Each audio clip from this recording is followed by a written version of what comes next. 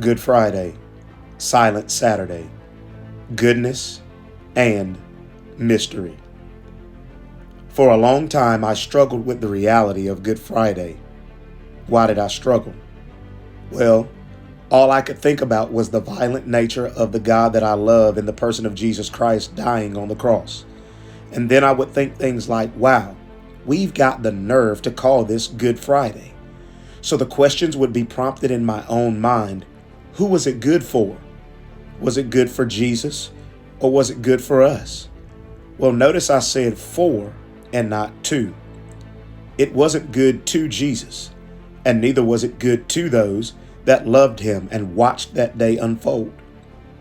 But to deter us from ever simply stopping short in the processing of a traumatic event at the victim statement, look at what happened to me, we must journey farther, processing through to victory by asking, did this just happen to me, or did it also happen for me? We do this daring to choose being a victor over being a victim, understanding there may just be benefit in and to our lives derived from trauma. And for Jesus, daring to be the victor he was, he said, for the joy that is set before me, which was all of humanity, by the way, I will endure this cross to rescue them once and for all from death, sin, and themselves, to create a family from all tribes, all tongues, all nations. And for us, there is no longer any pressure on us people, to hold up any end of a kinship covenant, because we have been delivered from the bonds of sin, the trap of death, the bonds of religion, and the self-righteousness of ourselves to engage in the new and better covenant, the grant covenant held together by the perfection of God and Jesus, the two unchangeable ones, those ones that delivered us as saints, alive and dwelling in Christ's righteousness. Jesus is our life.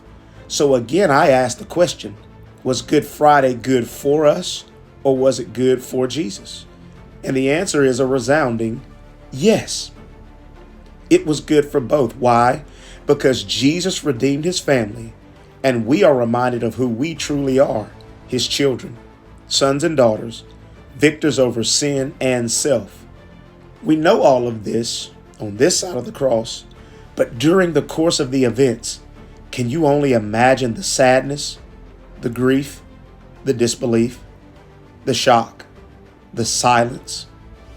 Oh yeah, the silence. Saturday, the day after Jesus is crucified. How could it be summed up?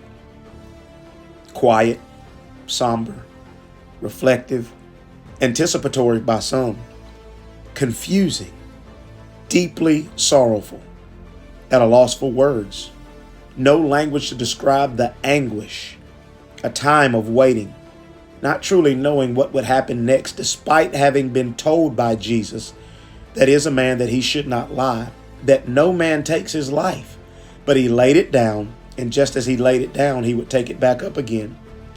Was it that the disciples hadn't seen folks being raised from the dead? Well, no, because certainly they had. Were all of the competing emotions tied to unbelief?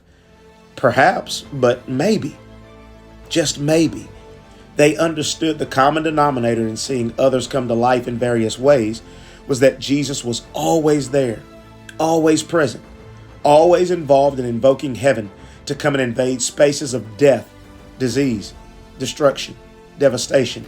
And now he was the one that was dead. And the question is, would he stay that way?